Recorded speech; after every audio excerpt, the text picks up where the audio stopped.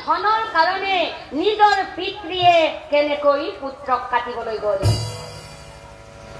নিজৰ পুত্ৰ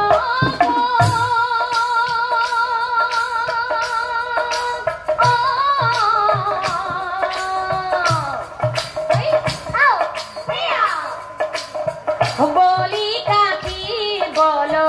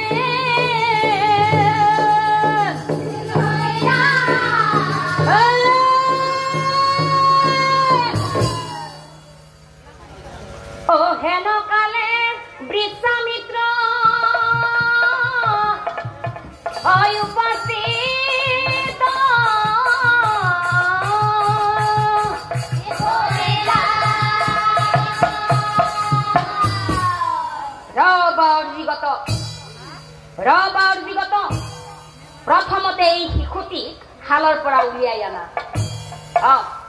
এই প্ৰথমতে শিশুটিক এই হালৰ পৰা উলিয়াই হৰিচন্দ্ৰৰ আগে যায়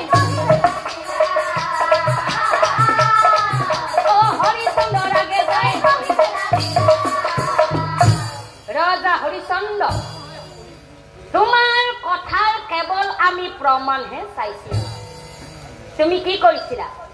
ইমান গৰ্ব অহংকাৰেৰে কৈছিলা যে তুমি পুত্ৰ সন্তান হলে সেই পুত্ৰক যজ্ঞত বলি দিব পাৰিম বুলি কিন্তু এতিয়া কি হ'ল সেইকাৰণে কৈছো মানুহে ইমান গৰ্ব অহংকাৰ কৰিব নালাগে কিয়নো কথাতে বতা পাই আৰু কথাতে কটা যায় ৰজা হৰিচন্দ্ৰ তোমাৰো ঠিক তেনেই দশা হ'ল আমিও তোমাৰ কেৱল এই গৰ্ব অহংকাৰৰ প্ৰমাণহে চাইছিলো এৰে মূৰ্খ তোৰ শিশুটি যেনেদৰে অবুধ আৰু নিষ্পাপ আছিল ঠিক তেনেদৰে এই ব্ৰাহ্মণৰ শিশুটিও কিন্তু তেনেকুৱাই আছিল